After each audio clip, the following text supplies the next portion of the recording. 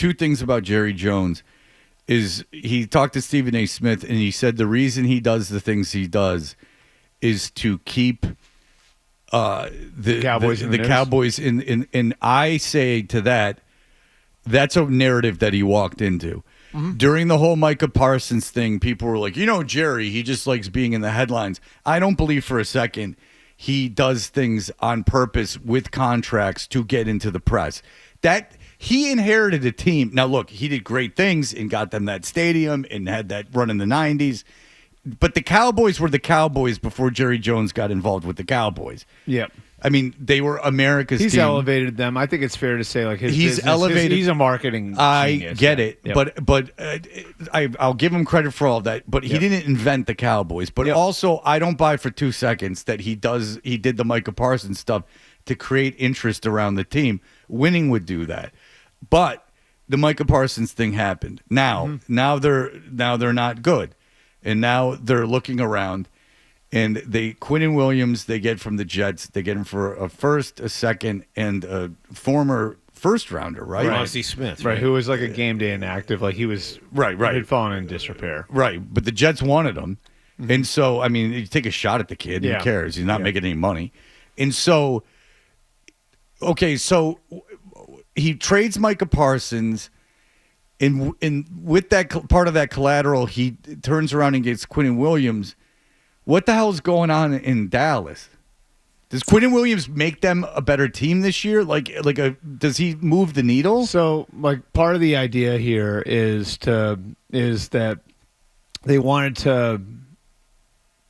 to build out the locker room in a way where some of their best players are their best people, and that's kind of like the Brian Schottenheimer standard. And I think Micah was not very well liked.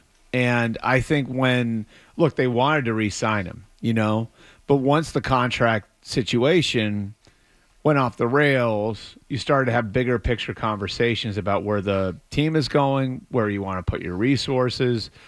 And so, I think that one kind of became if we pay this guy $45 million a year, what's going to happen next?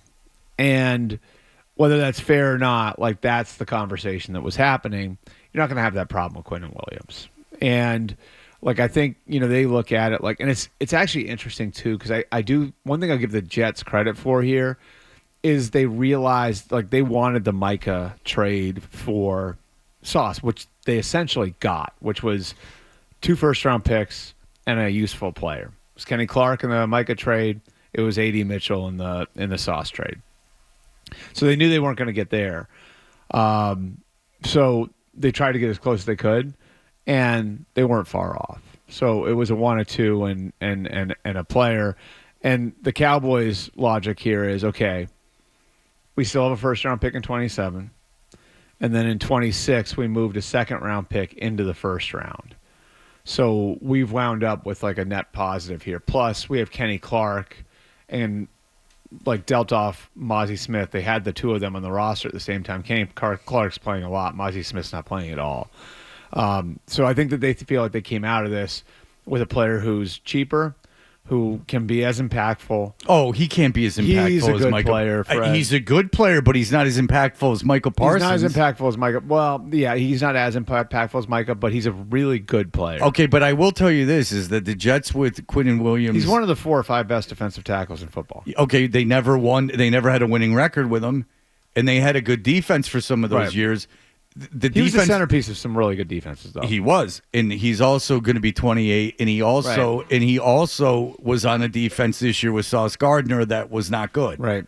So, but the feeling is so you get about $20 million per year cheaper than you would have been with Micah, and that's significant. That's a big number. So now does that mean they can go out and re-sign George Pickens? Does that mean that they can go out? But they want good people. And George Pickens is the epitome. And I have pointed that out where I'm like, that's the one thing that flies in the face of all of it is they acquired Pickens. But that's the thing is they acquired Pickens as a flyer, you know? So now if they pay Pickens, does that fly in the face of the whole thing? That's fair. I would assume that if you pay Pickens, that's opening up a whole Pandora's box because now he's paid money only makes you more of what you already Again, are. Pickens is one of the few players I've ever seen in the league while you're watching a play live, you see him throw a fit. Yeah. Like it's not. Did you ever see the plays of him making no effort in the run game? Yeah. Yeah. Bert, I've seen those. Bert, sure. my father's a Steelers fan, so like I've been watching games with him because I normally wouldn't just sit down and watch the Steelers, and I've seen Pickens in real time where the ball's not in his vicinity of the field throwing a fit. Yep. Like they're not replaying it. I'm like, what's Pickens doing? Honestly, like, I've seen him walk off the field during a play. That's why I thought finishing. That's why route. I thought it wouldn't work in Dallas because he's playing opposite. CeeDee Like the Lamb, highest volume receiver in the league, a guy who had 115 catches last year. Mm-hmm. And like for part of this year, CeeDee Lamb was hurt. So like what does that dynamic look like if Pickens goes 3 or 4 weeks without getting the ball? We'll see. For all the latest from the Sports Hub, download the app at 985thesportshub.com.